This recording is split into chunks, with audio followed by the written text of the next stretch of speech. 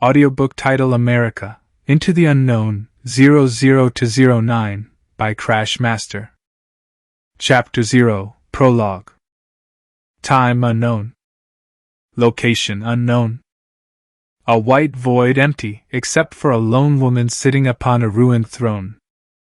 A throne of gold, a holy symbol of peace. Ruined by time and decay.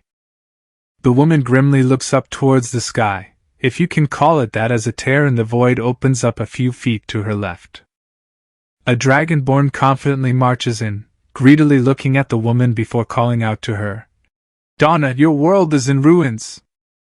Your world is not powerful enough to stop my army. If you surrender yourself to me, I will allow your believers to live, as servants of the Mook. Donna reaches up towards the sky, as if she had one last hope, until she stares with a blissful expression, reaching out and grabbing a falling blade of grass from the ceiling, chanting an ancient language as she stares rebelliously at the dragonborn. Defiantly she yells at the dragonborn, Pyridon! I will never surrender. Leave my space as I summon guardians from afar. Time, June 6, 1944, 5:50. Location, Earth, Normandy. Boom! The sound of shells whistle through the air. Alarms blaring as footsteps echo through the ship. Rear Admiral Kirk stands on the bridge of the USS Augusta. Radarman Lieutenant Swanson rushes up to the bridge. His yells are inaudible over the sudden blast of the naval guns. He repeats his words, worriedly, to the Admiral. Admiral! Admiral! The radars are detecting an abnormality approaching us from shore. Kirk looks towards Swanson, the unpleasantness of this news illuminated by the sour face. Explain, Lieutenant. What abnormality? Unknown, sir! It looks like a massive wall approaching, but there is nothing there visually. Is it a Maldash? Kirk's words are cut off as a loud screech suddenly interrupts him. A bright white flash appeared before the entire fleet's eyes. Time, Ariel 36th, 1447, 12 o'clock. Location, Vealora, Theodoria. Ring! Ring! Ring! The bell atop the cathedral, in the heart of Theodoria, sounds the midday chimes. Inside, the head priestess prays to the goddess Donna. Goddess Donna, bless the soldiers who fight to protect the innocent and the innocent who protect the soldiers. Bless our gracious souls with the spirit of justice so that we may fight against the invaders. Just as the priestess begins to stand, she hears a voice in her head. I have heard your prayers, yet I cannot bless you. I have done all that I can and am out of power. Search for the otherworlders. I have sent them to help defend Vealora from the Mook. The head priestess jumps up, immediately storming out of the cathedral to have an audience with the imperial family. 2. Chapter 1, A New Beginning. Time, Ariel 36th, 1447, 12 o'clock. Location, Vealora, coast of New York. Kirk rubs his eyes as he looks out the bridge window, staring in disbelief at the scene in front of him. Directly in front of the ships, a few hundred meters away, was a tall green statue, a symbol of peace, liberty, and freedom, the Statue of Liberty. He slaps himself in the face with a distinctive smack before looking back out to the horizon. Am I dreaming, or is everyone else seeing this? One of the officers on board the bridge responds, bewildered. If you're seeing New York as well, then something is wrong here. Throughout the fleet, sailors and soldiers step onto the decks, looking at the sight in front of them until one man yells, We're home! An outburst of cheers erupts from the silence as the men are no longer about to storm the beaches. Kirk looks over at the radio man, immediately handing out orders. Get on that radio and ask if any of the other ships see our allies and get me on a call with the capital. Time, Ariel 36th, 1447, 1300 hours. Location, Vealora, Washington, D.C. President Roosevelt shakes his head in disbelief at the reports he is getting. Soldiers magically appeared back at their original bases, entire fleets returning to the coasts. Roosevelt waits in the meeting room for the military command as well as other politicians to arrive before discussing the situation. As the members began arriving, Roosevelt took this chance to demand answers. "So someone explain to me, what in God's green earth is happening?" The officials look among one another until Secretary of War Henry Stimson makes eye contact with General Marshall. A silent exchange passes between them as Stimson stands from his seat. "Mr. President, it appears that for some unknown reason this morning all our assets overseas have returned to the homeland. We are unable to make contact with any of our allies, and our neighbors to the north and south appear to have disappeared." Roosevelt looks at Stimson, then to Marshall, then to the other officials. "So you're trying to say that everything around us just disappeared as we know it? In the middle of a war? Do you understand how preposterous that sounds?" Stimson looks over to Marshall again, nodding as if giving permission. Marshall proceeds to rise from his seat and hands out a folder to everyone. "Mr. President, just as Mr. Stimson said, we are unable to make contact with our allies and our neighbors have changed. These are recent photos from surveillance aircraft that show our borders with what was formerly known as Mexico and Canada. The pictures show a vast desert wasteland to the south where Mexico City was supposed to have been, and an unmistakable taiga forest, untouched by mankind, where Toronto was. These are the locations of two large cities, Mexico City and Toronto, neither of which are still there. Our surveillance aircraft are also making a new map of the coastline as it no longer follows the same pattern. I'm afraid to say this, Mr. President, but I believe we have entered the unknown." 1. Chapter 2, Victory? Time, Ariel 36th, 1447, 1900 hours. Location, USA. Millions of Americans are at home, some listening to the radio, others greeting family members who suddenly returned home after being overseas. Suddenly all the radio stations are interrupted. "We interrupt this program for a speech by the President." There is a few seconds of static before the President is heard around the country. "My fellow Americans, I speak to you here today with alarming news. Today, June 6, 1944, the United States of America was suddenly and unexpectedly separated from our allies. Our soldiers have returned home, but our allies have been unreachable. We believe the United States has been torn away from our beloved world and sent into a new world, one unlike any we have ever dreamt of. I am here to announce that the United States is in a state of emergency and will remain mobilized to ensure the safety of the American people. I ask that both Congress and the American people work together to ensure a bright and successful future for America in this new world. Thank you, and may God bless us all." There is static on the radio again before the famous jingle on the radio tunes back in. Your program will resume shortly.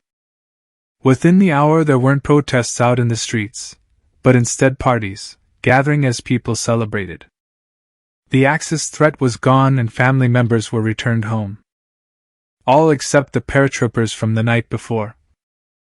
Time, Ariel 36th, 1447, 2100 hours. Location, Second Continent, Dark Forest. Rustle. Rustle. Crunch. Goddamn. Fuck this forest. First Sergeant Smith tugs at his back to get it unstuck from a branch that moved on its own. What the fuck is wrong with this place? He grabs his handy-talkie and turns it on. This is First Sergeant Smith of the 307th Engineers. Is anyone there? Static. Crackle. This is Sergeant Thomas with the 504th Infantry. This is Lieutenant Willis with the 307th Medical. This is Private First Class Doyle with the 82nd Signal. Smith looks around him, trying to identify a landmark to distinguish as a meeting point. He scans the horizon until he notices a singular, abnormally large tree. I am making my way over to the large tree. Meet up there. 2. Chapter 3, Comrades or Enemies? Side note, Morse code is only used in this chapter for a single line, using asterisks and dashes to represent the common SOS signal. Other languages will also be in a different font color. Currently red is going to be used for the common language while black is for basic information or English. Time, Arial 37th, 1447, 2 o'clock. Location, Second Continent, Dark Forest. Smith looks up at the tree from below, staring at the spectacular sight. It looked similar to a pine tree except without pine needles. Instead, it had what looked like lily pads for leaves and was much taller than a pine tree, standing at least 500 feet tall.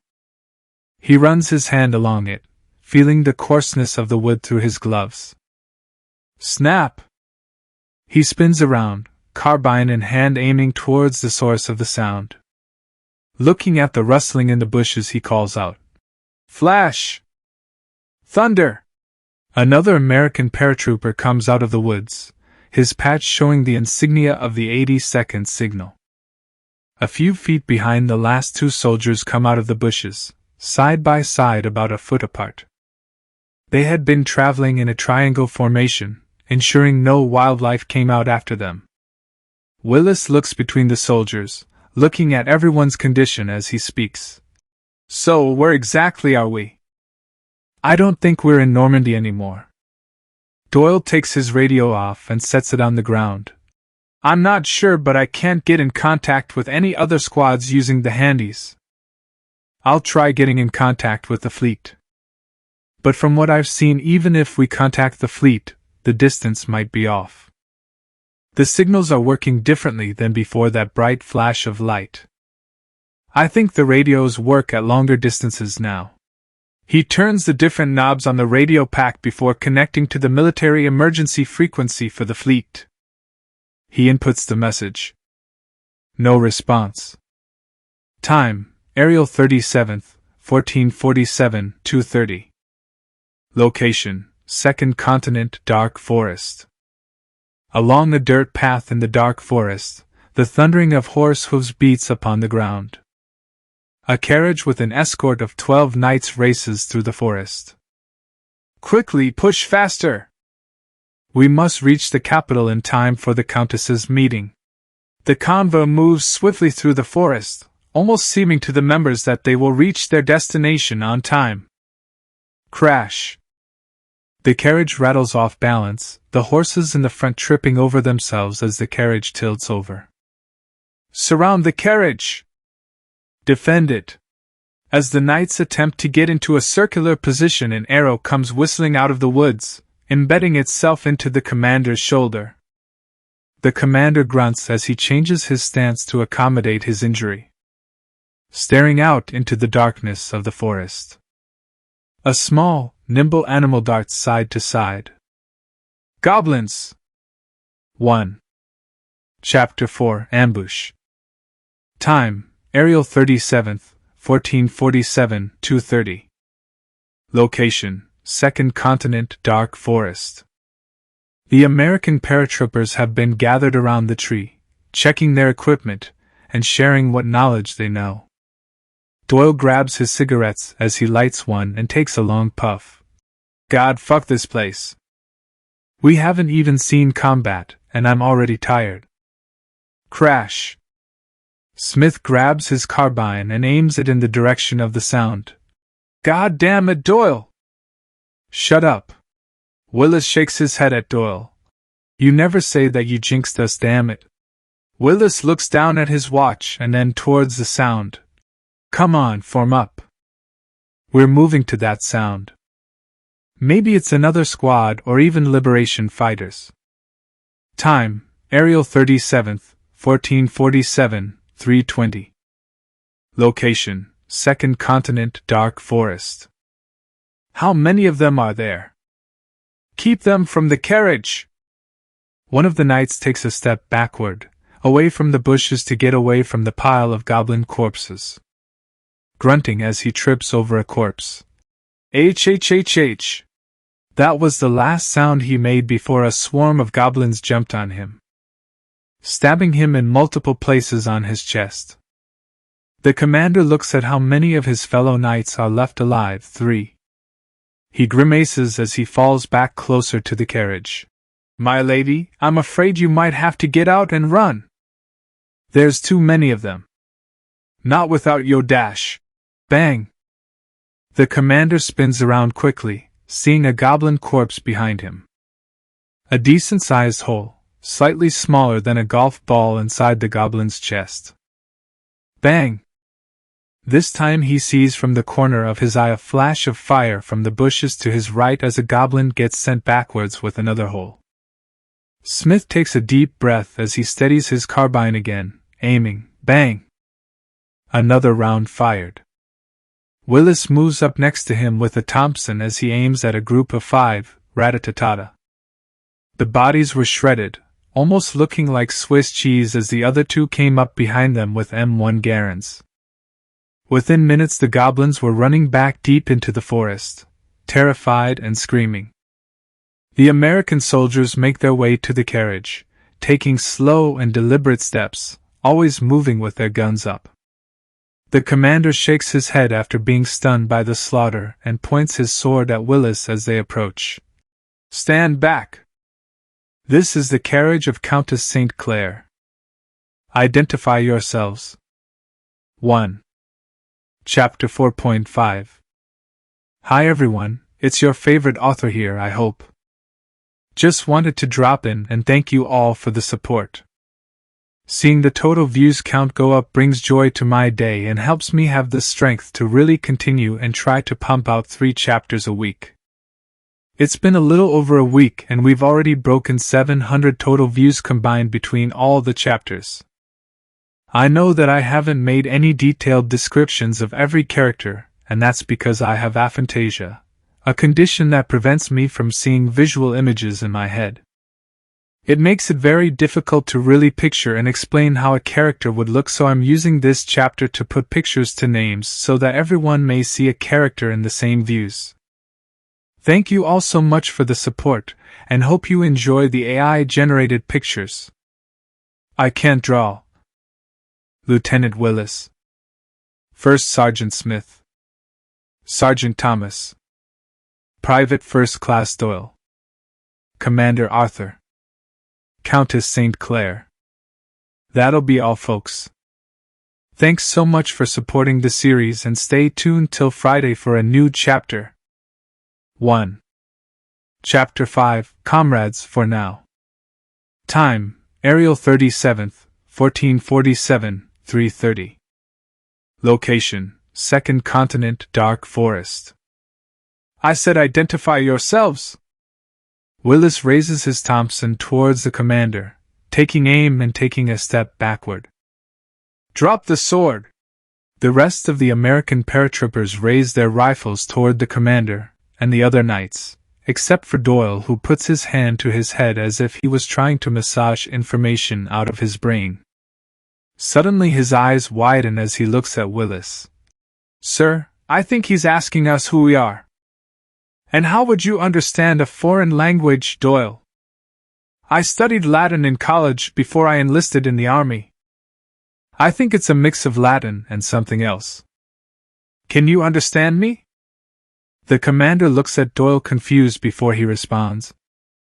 Of course I can understand you, you're speaking the common language. So who are you? Lieutenant, it is Latin. They understood me. Well then tell them we are paratroopers of the U.S. 82nd Airborne Division. And ask who they are. I am Private First Class Doyle, the man in front of me is Lieutenant Willis. We are. He pauses to find a word to substitute for paratrooper before continuing. Facty Airborne Trooper, of the U.S. Army, 82nd Airborne Division. Who are you? The commander looks down at the carriage and between his fellow knights as he responds. I am Commander Arthur of the Knights of the Square Chair, We are bodyguards for the Countess St. Clair of Narnendia. The U.S.? What is that? Where do you come from?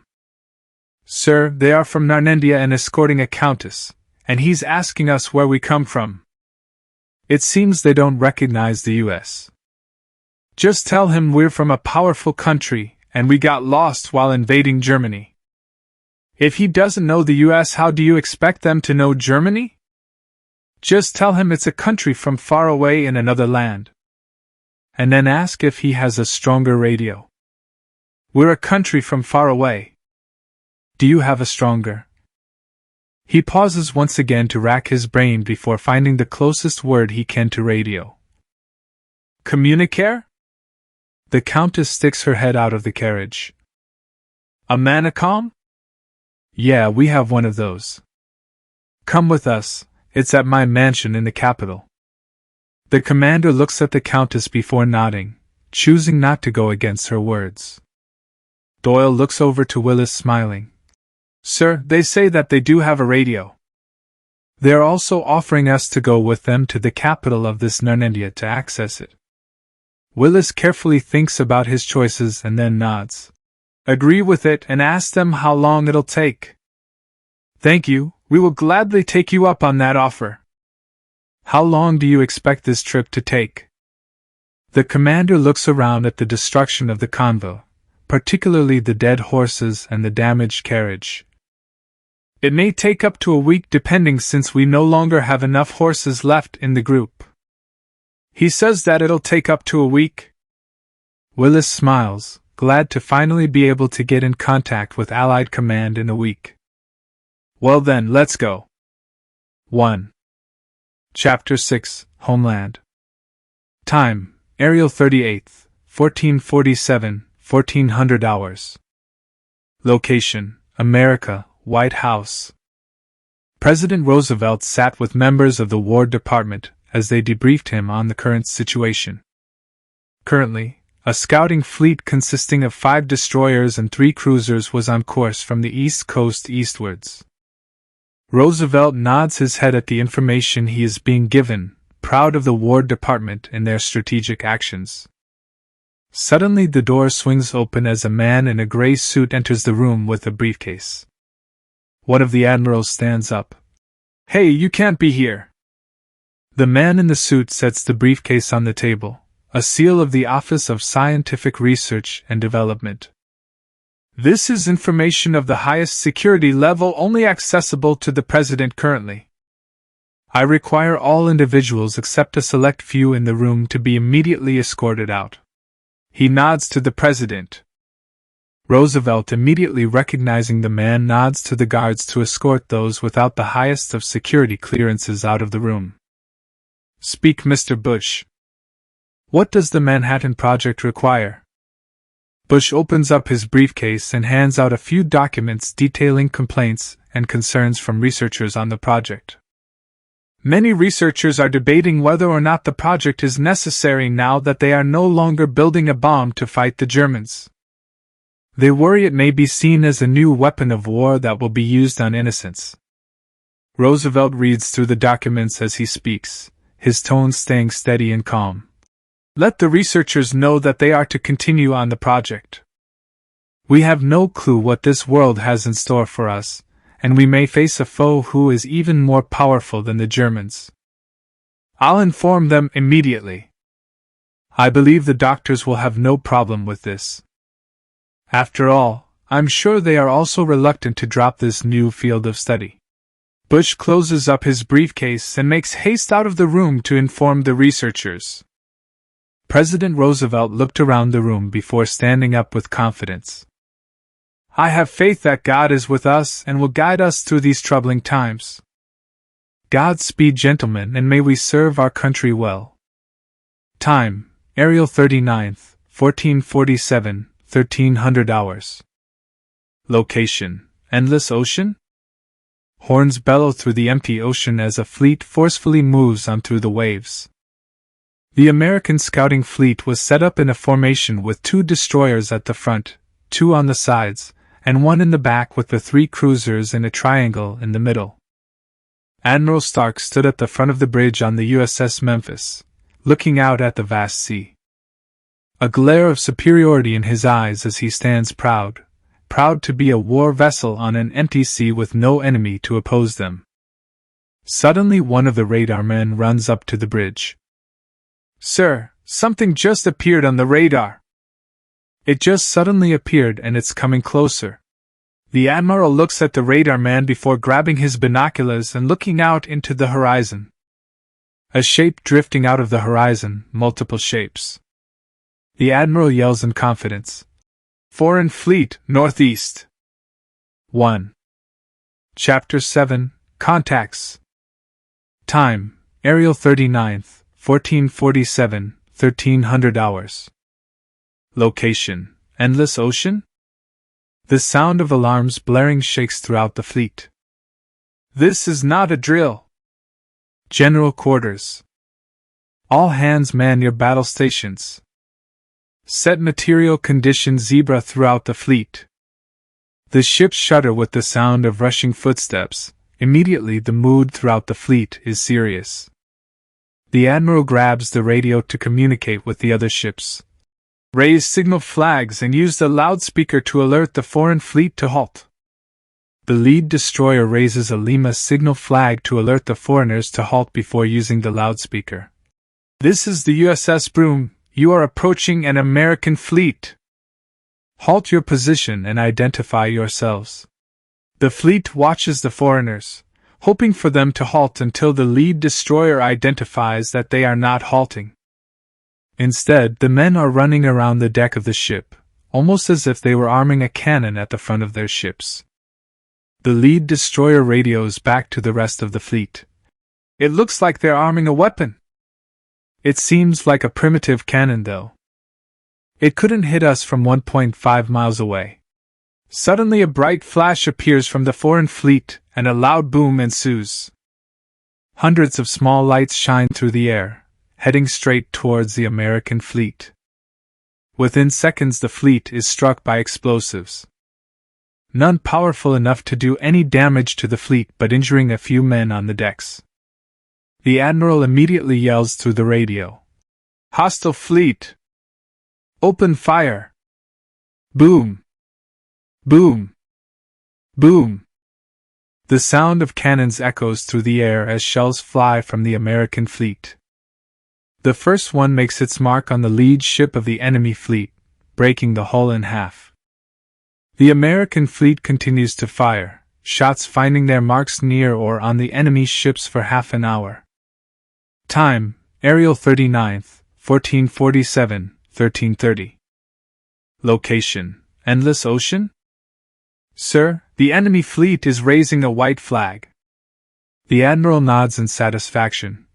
"Inform the other ships to halt their fire and prepare to board the enemy fleet." As the American fleet approaches the foreigners, it becomes clear that the ships they were fighting against were designed as if they had entered a world in the Napoleonic era. All the ships were powered by sail and the cannons were small. Only the one cannon at the front was a large size. The Americans begin to board the enemy ships, securing prisoners with little to no resistance. The prisoners were quickly moved to the brig as the officers discussed what to do with Washington. Stark nods as he leaves the CIC, Combat Information Center, moving up to the bridge to announce to the crew. "We have orders from Washington to return to port and unload our new passengers. It seems like our exploration mission has been cut short, but perhaps it's better that way. Good work, gentlemen, and set course for home." 0. Chapter 8 Set Sail. Time, Ariel 42nd, 1447, 1600 hours. Location, Norfolk Naval Station, Virginia. Cheers erupted from shore as the family members of the sailors watched as their loved ones returned to shore. Sailors leave the ships to hug and embrace their family members except for the Marines who walk in full uniform with their rifles as they escort the prisoners to the internment camp on base. Within the hour, screams of agony and pain could be heard from sailors who walked by the internment camp. Time, Ariel 42nd, 1447, 2200 hours. Location: Norfolk Naval Station, Virginia.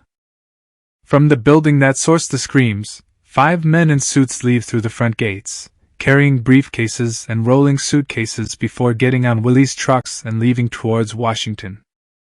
Time: Ariel 43rd, 1447, 6 o'clock. Location: Washington, D.C. The men in suits get off the jeeps as the Pentagon as they head towards the Situation Room. In the room, there are currently 10 military officials waiting for the report. The first from the jeep flashes a badge of the Office of Strategic Services as he enters the room and sets up a projector. Turning to face the men in the room, he clears his throat. "Gentlemen, this is a list of information that we have kindly asked our new friends to answer down in Norfolk." The projector shows a long list of information as the man begins to read down the list and provide more info. They hail from the second continent, as they call it, and an empire called Aravanian. It appears that most humans speak the common language, as they call it, which appears to be a mix of Latin, French, and German. This world is also called Vealora, and they have never heard of any other nation we mention. I believe the President was correct in believing that we are in a new world. This world follows a religion that worships a goddess named Donna, who is the goddess of peace and justice. Funny coming from a bunch of warmongers. While she is the figurehead of their nation and a goddess of peace, they appear to be human supremacists. Yes, humans, not as in a certain race, but species. This world has many different species such as demons, dwarfs, and beast men. All beings of fantasy that we love to read in our books. The goddess has called upon another world's nation to defend against an oncoming threat of demons that were summoned by the god of dragons. At least that is what we are translating it as. We at the OSS believe that we are that nation summoned. If we wish for an answer, we believe that we will have to open diplomatic relations with the nation of Theodoria that speaks directly to the goddess as a church state. The officials look around as they finish taking their notes, concerned with this new information before agreeing. The United States would send the Pacific Fleet's battle force with a few diplomats to begin aggressive negotiations. 0. Chapter 9, Carberry. Next. Announcement. Hey everyone! It's your favorite author, here with a small update.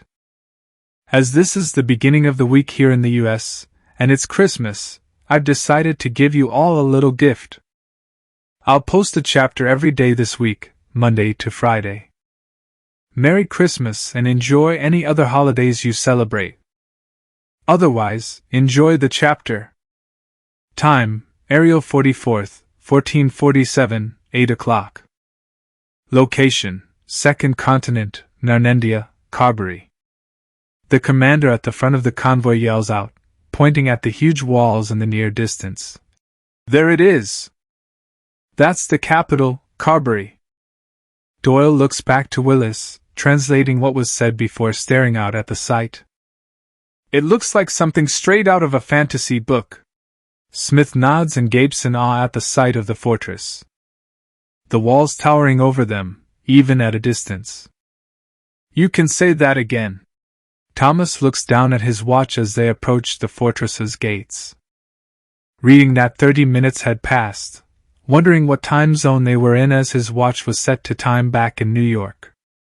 The gate guards bow their heads slightly toward the convoy before squinting towards the American soldiers.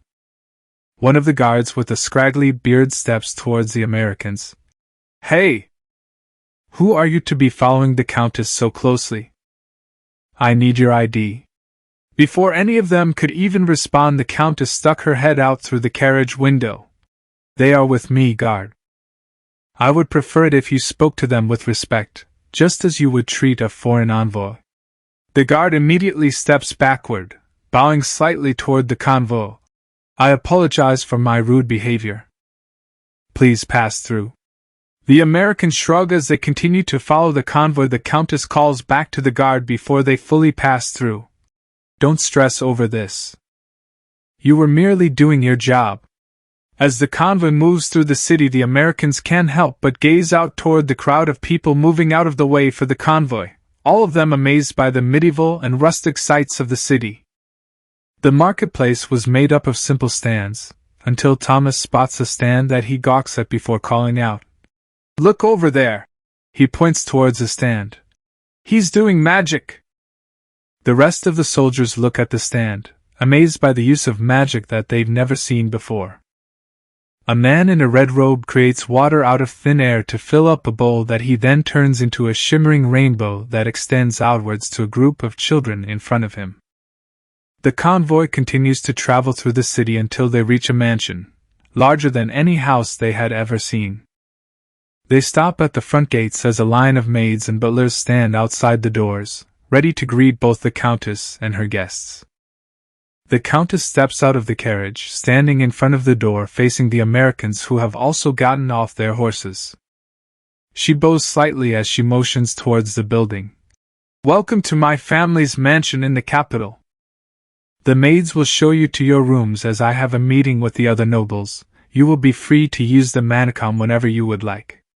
Doyle nods slightly as he translates back to the squad before responding, "Thank you for your kindness." The head maid moves towards the door, gesturing towards the soldiers to follow her. Willis turns to the squad and yells out, "Form up!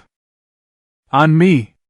The maids jump as the Americans get into a single file line, each stepping at the same time as the other as they follow the head maid to their rooms. The Countess looks at the commander. "Well, I guess they are soldiers." The commander grins slightly. "That they are." 0.